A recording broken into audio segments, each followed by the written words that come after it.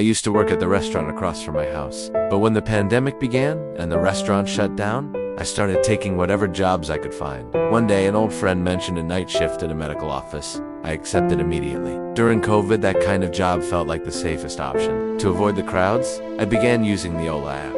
I would reach the office by 3 a.m. after all the cleaners had already left. Sometimes, I was so exhausted I'd blame myself for being too alert. I stumbled through the block in search of a ride.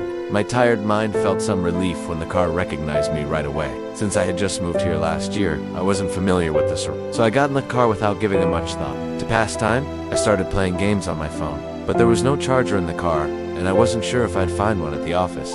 So, I decided to save my battery. Eventually, I dozed off from sheer exhaustion and boredom. I usually avoid the Uber app because it feels awkward to be alone with a stranger, but this driver seemed very ordinary. He had clean jazz music playing, nothing strange or suspicious. When we arrived, he tried to wake me up. I was in such a deep sleep, I thought I was dreaming. Finally, he shook my feet in a weird way to wake me. He kept saying, ma'am, we've arrived." Embarrassed by how deeply I'd slept, I quickly thanked him and got out of the car. As I looked around, I realized this office park didn't look how I'd pictured it. It resembled a strip mall. The building in front of me was partially damaged and dark inside. The deeper I went, the more uneasy I began to feel. I told myself maybe some of the lights had just been turned off for the night, but the entire place was pitch dark.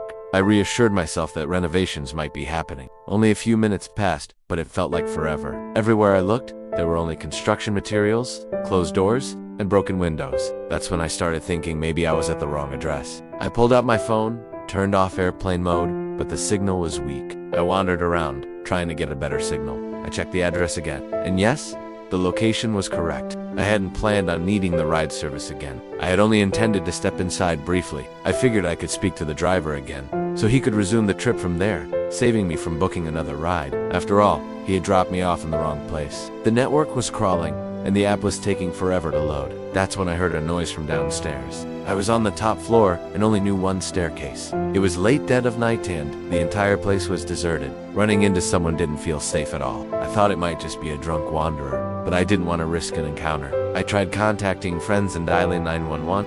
I sent a location request, but the messages weren't going through. The signal was barely there. Eventually, I stopped trying the phone. I looked for another exit, maybe a balcony or a different staircase, just in case I needed to escape from the second floor. That's when I saw a sign for stairs and ran to the door. But the stairs were slippery and led straight down. That's when I realized the person below was coming up. Panic set in, and I remembered the floor had a loop design. So I waited until he came up, then ran the other way. I somehow got to the lower level and searched for a way out. I didn't feel like anyone was directly chasing me, but I still didn't want to deal with a potential drug addict or have any kind of encounter. I held my breath. It felt like I was holding it for 5 minutes, but in reality, it was only about 30 seconds. That's when I saw him on the stairs. Relief hit me. He was the Uber driver. Maybe he realized he'd left me at the wrong location. I stepped out from behind a pillar, but something fell off. How did he know it was the wrong address? My stomach churned. I looked into his eyes. He seemed calm but out of breath. He was standing there in the rain, crying. There could have been many explanations for why he came back,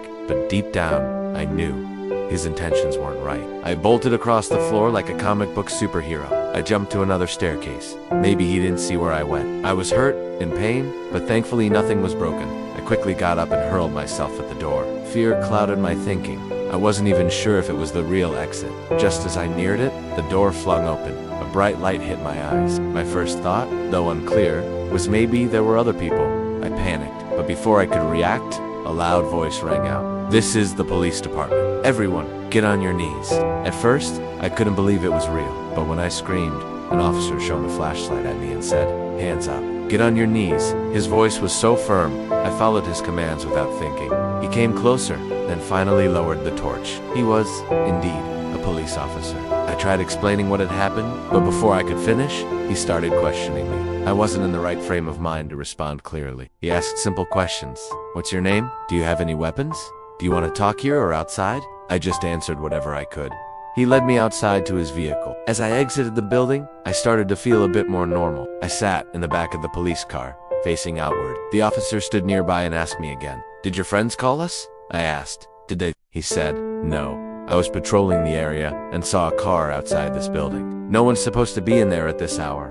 Then he explained that if I was there for something illegal like prostitution or theft, he had ways of finding out, but I told him everything. He glanced around, but the strange car was gone. The officer guessed the man ran away while we were talking. Another officer told me to open the Uber app, but the signal was still too weak. So we drove down the road until we had a connection. Then, 4 missed messages popped up from Uber.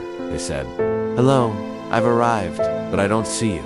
I'm in a white car." And finally, unfortunately, the driver had to cancel. At first, I thought the driver sent fake texts and picked me up without proper tracking, since I was asleep and my phone was off. But when I rechecked the car details, it became clear he wasn't my real Uber driver. The police took my statement and said they would keep watch for the man. All I could remember was white skin, brown hair, and a zip-up hoodie, a look many people wear in the city. I consider myself incredibly lucky to have escaped that situation.